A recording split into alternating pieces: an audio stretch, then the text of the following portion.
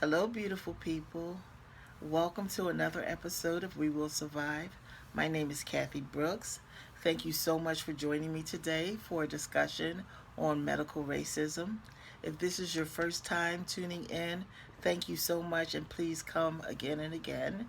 And if you've been here before, I appreciate that you've chosen to return. And I ask all of you to please subscribe, like, share, and comment on this video. I'd greatly appreciate it. Today's discussion continues outlining the components of systemic racism in the black community and how it has led to post traumatic stress disorder. Medical racism is just another area where blacks have been ostracized. I want to give you the official definition of medical racism. Medical racism is the systemic and widespread racism against people of color within the medical community. It includes both racism in our society that makes black people less healthy, and disparity in health coverage by race, and the biases held by healthcare workers against the people of color in their care. That's a big mouthful. So we'll begin where all of the stressors in the black community began: slavery. Now, some people may say that I blame every ill in the community on slavery, and guess what? They will be correct. They will be correct. The problem began in slavery, but it did not end on Juneteenth. And that is why I will continue to talk about those things that originated during slavery. The health of slaves on American plantations was a matter of concern to both the slaves and their owners. Slavery had associated with it health problems commonly associated with poverty. It was to the economic advantage of the owners to keep their working slaves healthy. Those who could not work because of illness or age were sometimes abandoned by their owners, expelled from the plantations, and left to fend for themselves. The life expectancy in 1850 for a white person was 40 years.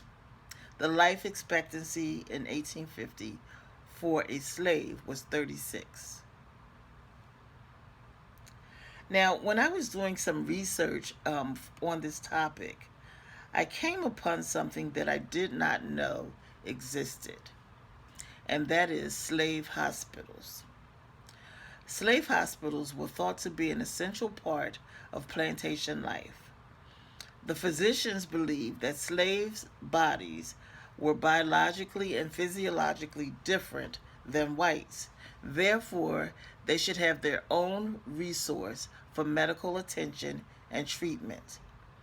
That, ladies and gentlemen, is an excuse not to treat them equally. Diseases that were thought to be Negro diseases include, but is not limited to, tetanus, nascentium or 9-day fits, high infant mortality, worms, diphtheria, whooping cough, cholera, typhoid, tuberculosis, influenza, hepatitis, rheumatism, scabies, frambesia, yaws, I don't know what that is, lepra vulgaris, and psoriasis, leprosy, and syphilis. So if we thought that those diseases were only going to affect the slave, there was no research done on it. There was no health care created to treat these diseases. They just were what they were. There are contrasting views on the slave diets and access to food. Now, some people portray slaves as having plenty to eat, while others portray, the fare of the plantation as coarse and scanty. Historians have found that slaves received the following standard with little to no deviation. They had fatty pork and corn or rice. They had a quart of cornmeal and half pound of salt pork per day for each adult and proportionally for children. And this was commuted as or supplemented with sweet potatoes, field peas, syrup, rice, fruit, and garden sass. Now, garden sass are the vegetables that the slaves were able to grow in their own garden. So they had a garden, that was set up to feed the masters or the slave owners, and then there was a smaller garden that was set up to feed the slaves. Now, keep in mind that field slaves worked, no, all of them, worked from sun up to sundown. So if they had, and didn't have, um, they didn't have a whole lot of choice. So if they didn't have the wherewithal to get out there and grow those vegetables, then they would not have had vegetables at all. So you might notice in the items that I listed, there was fat meat, which is not very healthy, and then there's a whole lot of carbs. Right? Just about everything was carbs. The things from the garden would not have been carbs, most likely, and then the field peas were not carbs, and everything else was. So it was a very unhealthy diet that the slaves had. Now, there were two alleged mental illnesses that the slaves, that people thought were specific to the slaves. And this is interesting. Okay. Drapetomania, which is a mental illness that made slaves desire to run away. I probably would have had that. Mm-hmm. And something called dysesthesia, which is laziness or rascality. Both were treated with whippings. Okay, so if you desire to run away, it's very well known that if you were talking to someone and you were caught, then you would be whipped and whipped severely.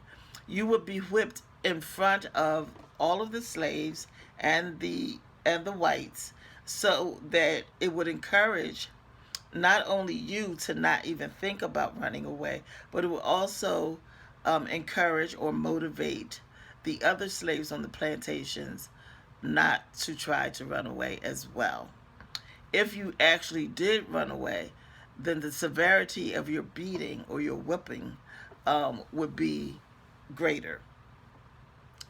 There were slaves whose backs never healed from the whippings if they tried to run away. So slave masters often tried to cure their ill slaves before they sent them to a doctor. The planters, wishing to save money, relied on their own self-taught skills and the help of their wives to address the health care needs of slaves. And that means that when we were talking a couple of weeks ago, I made mention of the soul food diet, our hanging on to it, and what it has done to us physically, how it has affected our health. And we were talking about stuff like, heart attacks and diabetes and strokes and things like that, where we have these illnesses in high numbers, and a lot of it is based on diet. Now, we have, as a community, I believe, this is my belief, that we held on to a soul food diet because every other custom that the slaves had when they were taken from Africa was taken away from them. If they were caught speaking their natural language, they were beaten. If they were doing any of the rituals that they did, either just cultural or religious, they were beaten. So all of that kind of died out as slavery progressed. And so the only thing that we had um, to to pass down generation to generation was food. And I remember when I stopped eating pork, my family was, they started tripping, and they were like, "Well, you've been eating pork all of your life, and it hasn't done anything to you." Might I add that I stopped eating pork when I was 11. So, yeah, I probably did eat pork all of my life. Um, the it's something that people say for a lot of things. Like, look at you, like you've eaten this, or you've done this, or like if your parents beat you severely, well, look at you, you turned out well. So that is because they beat you. No, it's in spite of. So yeah, I'm still alive, but I think it's in spite of some of those foods that I ate as a child, and I will not I will not go over them again, because some of them I'm actually embarrassed that I ate, because some of them were seen as a treat, so it was above what I was already eating, and I would beg my mother for some of that stuff, and it makes me nauseous to even think of the things that I ate. So I want to get back onto medical racism. It did not stop with Juneteenth, right? So there was still no hospitals for blacks, doctors who would treat the blacks. So, we still had to have that older black woman who knew about herbs and roots and things like that, and could mix up things to help you, whatever your condition was. And that's what happened. So in 1932, there was a clinical study done at Tuskegee University. And what happened was, it's well known. It was a clinical study conducted between 1932 and 1972 by the United States Public Health Service and the Centers for Disease Control and Prevention. That's the CDC that we have heard so much from since we've been in this pandemic. The purpose of the study was to observe the natural history of untreated syphilis. The African American men in the study were told that they were receiving free health care from the federal government of the United States. So if that's not systemic, I don't know what is. Investigators enrolled in the study a total of 600 impoverished African American sharecroppers from Macon County, Alabama. Of these men, 399 had latent syphilis. And what latent syphilis is they had the disease, but they had no symptoms, right? And what happens when people have a disease and they have no symptoms is that they do not change their behavior, right? So it could be any disease. Until somebody tells you that you had it, you just behave as normal. It just so happens that these 399 men had syphilis, a sexually transmitted disease that can lead to death if unchecked, right? So these men most likely continue to have sex unprotected. They may even have had children. I don't know. So that was interesting. There was also a control group of 201 men who were not infected with syphilis. As an incentive for participation in the study, the men were promised free medical care, but were deceived by the public health service, who disguised placebos. Placebos are like sugar pills. They look like, any other pill that a doctor might prescribe, but they have no active ingredient in it. So they were ineffective, methods and diagnostic procedures as treatment. So the men who had syphilis were never informed of their disease. That's very scary because, again, it's sexually transmitted. Some of the men were married, some of them weren't. So if you don't know, you don't tell your wife if you're married, right? And if you don't know, you can't tell, Sally or Sue or whoever you're sleeping with. And so there's a whole community of people who are probably infected from these 600 people because they didn't know. So they just thought they were getting free medical care, right? And they knew they couldn't um, afford to go to doctors, afford medication if they needed anything. They couldn't afford anything, so they looked at this like this is a wonderful thing that the government is doing for us. Whenever you think something is wonderful and the government is doing it for us, look further into it because as of today, they have never done anything specifically for black people. Why do I say that? Because it's true. Yes, there has been affirmative action, but affirmative action were for minorities. It was for minorities. The people that benefited most were white women. So that is the thing that people have told me over and over again that I've heard people say that black people get free education, black people get free health care, black people get everything. What else do they want? Guess what? We have never gotten any of that. All of that is a lie. Pretty sure I know who told it, but it's not true. So there's never been anything specifically for black people. So if somebody comes to you and says, we're going to do something specifically for you because you are black, don't do it. Read this fine print. We have the internet now. Look it up. Like, do whatever you have to do, but don't trust it. All right, so let me see. Where was I? According to the no. I want to tell the disease unchecked can lead to blindness, deafness, mental illness, heart disease, bone deterioration, collapse of the central nervous system, and of course, death. According to the CDC, the men were told that they were being treated for bad blood, which is a colloquialism that describes various conditions such as syphilis, anemia, and fatigue. Bad blood, specifically the collection of illnesses the term included, was a leading cause of death within the Southern African American community.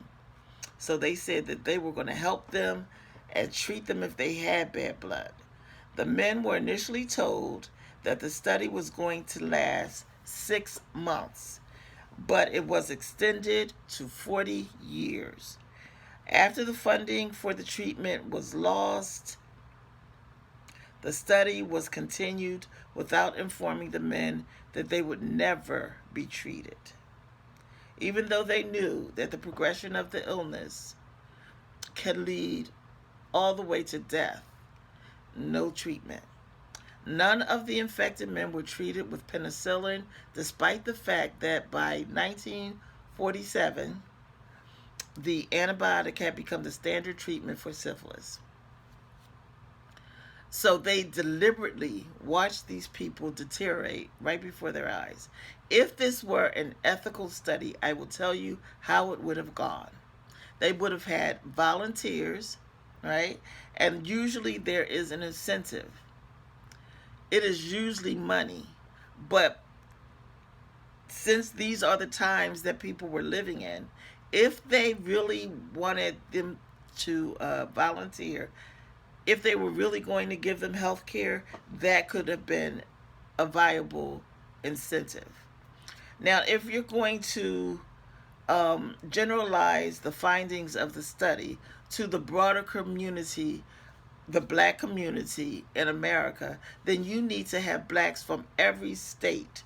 You need to have men and women. You need to have um, different age groups so that you can get the findings and generalize it to everybody. Everybody has to be represented in the sample. That did not happen. So that's one. All right. They lied to them um, about the whole study. That's two. Now, when you're doing a study, you don't want to tell the participants exactly what you're looking for, right?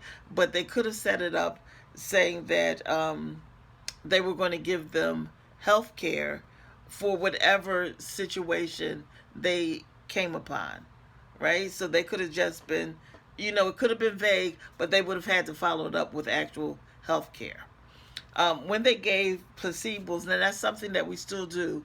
We still give placebos, and we tell people, you have the possibility of getting the active drug or a placebo, and we explain to them that a placebo is a sugar pill or a non-active pill, so that they are aware that there's a 50-50 chance that they're going to get treated for whatever, or they're not going to get treated. Um, if you said it's going to end in 6 months, then it has to end in 6 months. If you if you knew that the people had syphilis, you would have to inform them. Upon examination, we have come upon evidence that you have contracted syphilis. And then once 1947 came along, you would have had to offer them treatment for that, right? Before that, I guess they didn't really have a clear treatment for it. Okay. Um, what they did is watch those men die.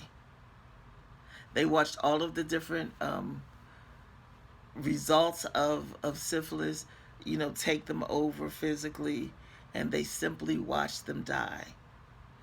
That is unethical. That is a study that would go, they would not even be able to do this, but it was done by the United States government, and that's really scary. So that did not end deception in the medical community as it pertained to the black community. There is a woman named Henrietta Lacks. You've probably heard of her. More recently, we've talked about her. And what the big deal was, she was a poor African American woman who had cancer. And she went to the doctors. They took specimens, and they had her cancer cells. They were the source of the HeLa. It was actually named after her, right? HeLa cell line, the first immortalized human cell line, and one of the most important cell lines in medical research. So the cells reproduced over and over, and they used it in so much research. They came up with ways to cure this or to treat this because of this cell line. The doctors and the scientists who worked with the cells became very famous, became very wealthy. It is only Henrietta Lacks who did not benefit from this. Now, in my mind, when they started talking about this, I at first I didn't really get why this was different, because in my mind, I've had a lot of illness in my life. I've had a lot of cells. Now, thank God I've not had cancer, but I've had a lot of illness where they've, taken samples different ways, not just, a regular blood test. But when they do take a blood test, I know that they take this much, but they use a drop on, to find out what your levels are, whatever the case may be. So what do they do with the rest of that blood? I've always thought that they used it like that. I just think that that's what happens. So I think the medical community has always abused their rights. I think Miss Locks was poor. She could have used that money. Her family was poor. They too could have used that money, but instead the hospital allowed the people who worked with the cells to become wealthy and well known and all of that, and have all of these accolades, but not the person whose cells they were or their descendants. So after that, they're still using these cells, by the way, to the present day, to 2020. And so you would think that since we've learned so much, I mean, they did the Tuskegee, they did the Henrietta Lacks, you would think that that was over and that we could now in 2020 trust our doctors and nurses. You would be wrong. 2020 ushered in the COVID-19 virus. It eventually killed 1.4 million people globally and 265,000 people in the United States. We learned that blacks were disproportionately victims of this virus, and people began to question why that was. And the first thing they questioned was, were there genetic differences? Which means, are blacks biologically or physiologically different from whites? I've heard that before. Okay. Was it socioeconomic issues? Um, Barack Obama, while he was not the first person to talk about health care in the United States for everybody, he was the first one who instituted instituted it nationally. Right, big deal. The first year I had some. I personally have always worked. Let me just say that, and I have worked jobs where I did not have health care. Right, so when I got an opportunity to get the affordable health care plan, I believe I paid $57 a month. It was wonderful. I could go to the doctor, I could get medication, I could be treated like a human being, who cared about living and dying, that kind of human being. It was wonderful. By the second year, when it was time to re up, the Republicans had decimated the Affordable Care Act. And now, a lot of the a lot of the insurances have pulled out. When it's less competitive, that means prices go up, and I could no longer afford it. And I know other people who could not afford it. And it is just what it is, right? So there are a lot of people who are out here employed, but still not able to have health care in the United States. There's a working class where, once the jobs learned that they were going to be expected to give their employees, to offer their employees health plans if they worked more than, I think it was 36 hours a week. One of the things that happened is they cut people down to less than 36 hours so they wouldn't have to do that. And then another thing that happened was they did not contribute very much to the health plans. And so people who were working class, who were making maybe minimum wage or a little above, simply could not afford to take up on that offer, right? So even though they did what the government mandated, the people still could not afford to get the health care that was there for them. I have a lot of health care issues, and I can't even say how many years I went without health insurance for that reason. And then I just said, I'm going to have to figure out a way to just be able to get this health care from my employer. And I think I did it for like 2 years before I moved out here. So it's really, really difficult if you're not a full-time person at a decent sized company who can afford you health care. So there is a disparity. There are a lot of black people who are affected by this. A lot of people say that black people are lazy and don't work, but if you live in a black community or you drive past a black community or you take a bus past a black community in the morning, early in the morning before the sun is fully up, you will find people out walking to public transportation, getting in their cars, doing whatever because those people are going to work.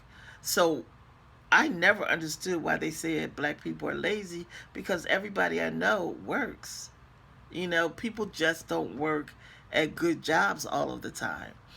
There's somebody who I talk to all the time, and just in case they're looking at the video, I'm not going to, single them out. But there's a lot of people who don't understand that there are people who live underneath poverty.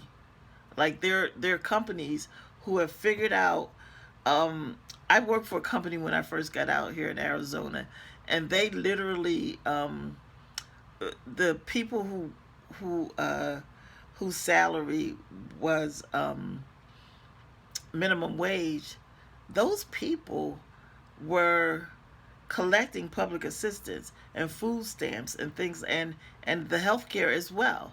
And that's a job that I didn't have healthcare in because it was too expensive for the salary that I had. And my salary was not minimum wage, and I was having a hard time. But the people who had minimum wage had food stamps and stuff. That's how poor people are, but they worked hard. I mean, nobody could say that these people are lazy. Like, they worked hard. It is not a sit down job. So when people say that black people are lazy and stuff like that, you know, miss me with that. Like, because that's just ridiculous. And I'm talking about uneducated people, and by that I mean they may have gone to school, but they don't have a higher education degree. That's all I mean. But they're hardworking people, and it's just so ignorant for people to say um, anything other than that. So, what happened when the pandemic hit us? We don't know why, do we? So, could it be the lack of insurance? Um, Let me just go back and give you a reference to that. Now, I gave you my personal issue, right, where I couldn't go to the doctor and I couldn't treat my healthcare issues. But there was a man, a friend of mine worked. Um, what do they call it? Um, I don't know what they call it in all states, but she worked for the welfare office, right? So directly across the street from her office was a hospital.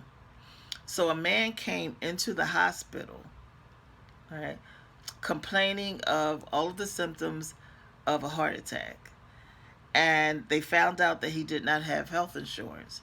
And instead, like, they had two options, and in my real opinion, they had one option. They just failed to do it.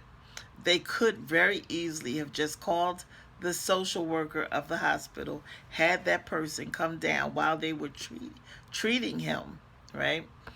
And had them take all of the important information so that he could get public assistance, and that would pay for his health care. Instead, they sent him across the street to the welfare office, where he promptly died. That is the healthcare system that we have in America. That is how it affects black people and other people of color. Not all people of color. Mm-mm. In Philadelphia, it would be black people specifically and Puerto Rican people specifically. Um, some of the other minority groups are treated differently, and that's just what it is. Um, there's a couple of others. Distrust. I'm going to give you about two or three quick stories. A friend of mine who we actually happened to go to the same doctor, and I had a few healthcare issues at that time, and she did not. Okay, so um, but we still, she went to the doctor on a regular basis and made sure all was well. And when I would go to the doctor, she just really didn't listen to me. And anything that I would leave frustrated every time I went to the doctor. Like, she just was not responsive to me. I'm not I am not a hypochondriac. I just have some issues, and she just was not responsive. And I blame my friend's death on that doctor. Now, do I have any proof? No, that's why I didn't sue her. But I know that she was not responsive. So I had, when I was in high school, the year that my senior year in high school, during the summer, right before school, we were supposed to take our graduation pictures, right? So I'm hype about it or whatever. But when I got the notice in the mail to go down and take my pictures, I had this rash all over my face, no lie, like blotches all over my face, my neck, my chest, my arms, my everything. And my mother took me to the doctor because it was a mess. And they did not diagnose me at the time. But they did tell me to get Carrie, I think it was something like Alpha Carrie or something like that. Um, and put, like, they had a oil that you could put in the bath water, and then there was a concentrated lotion. So that's what they prescribed for this rash, right? So it was so bad that the photographer, what do you call it? Um, I can't think of the word. But at any rate, they made it look like my skin was smooth. I can't think of the word. I know it's not a difficult word. Bear with me. So they photoshopped me. There you go. And made me look normal because I didn't look normal at that time. So I didn't find out exactly what was wrong with me for a good 10 years. Almost 10 years. No, about 10 years. When I went to a dermatologist of my own volition, and by this time, medical care had real changed into something, and then was managed care by that time. And I went to a dermatologist, and he diagnosed me as having psoriasis, and he prescribed like an ointment. I believe it was him, an ointment to put on it. And when I had outbreaks, I would put it on there, and all was well. So when I went to different doctors from that point on, and I had an outbreak, I would just tell the doctors, can you write me a script for this? So this happened recently.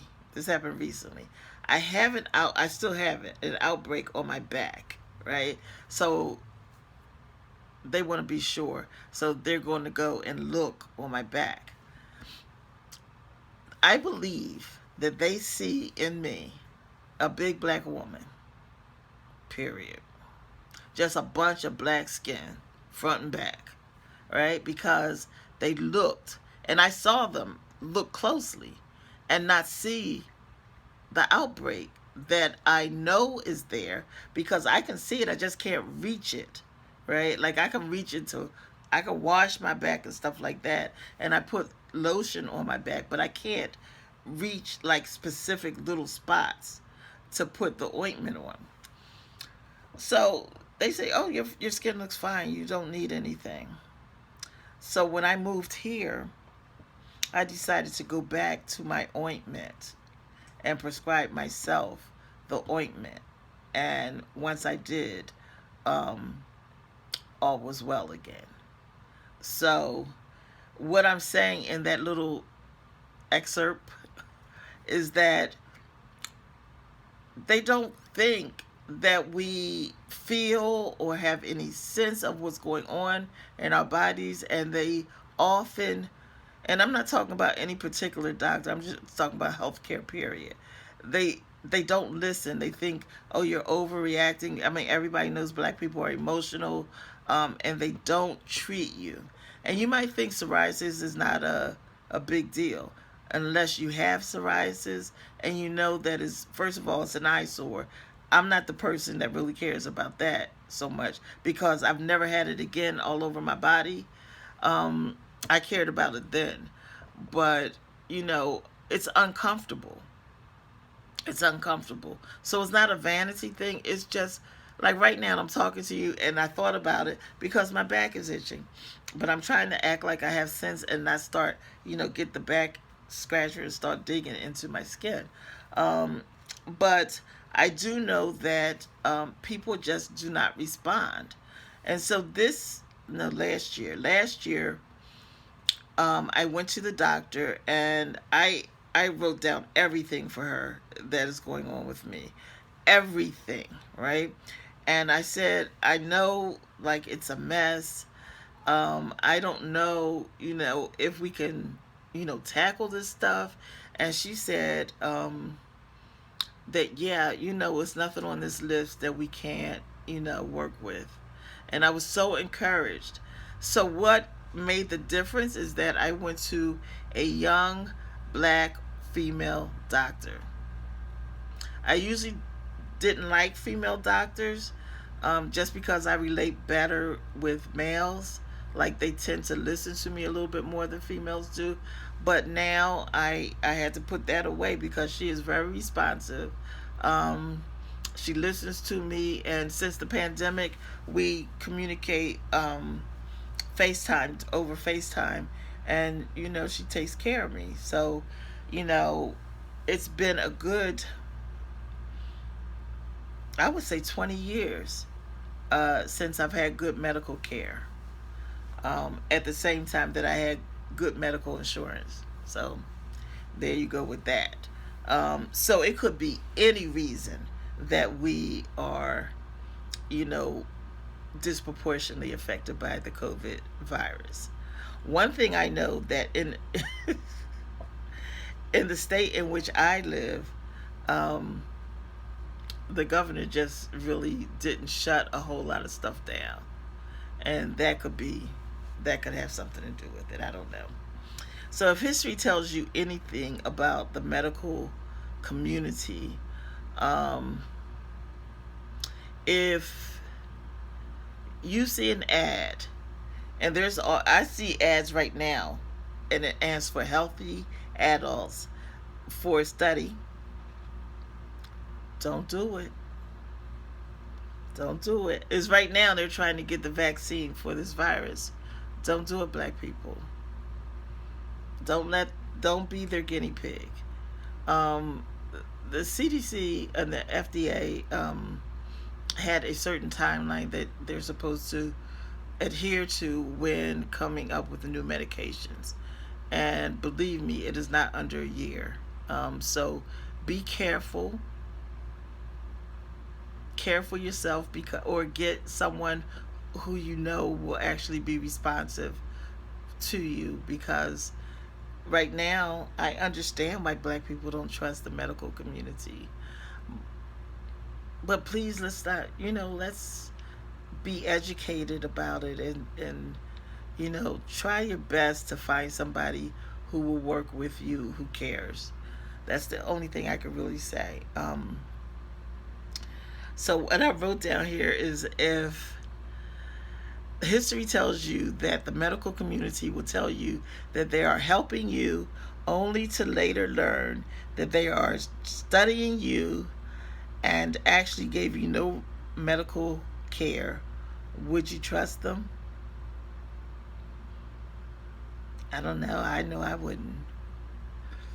So I don't usually like to end my discussion on a negative tip here, but I don't. I was. I wanted to find that things had improved, but I didn't. I did it. And yes, I know that more black people are middle class now than ever before, and have better jobs and have really good health insurance. But there's still a good deal of us who don't have either, and so be educated. Use that internet to your advantage. And I'm going to end here, asking you to please come back on Saturdays.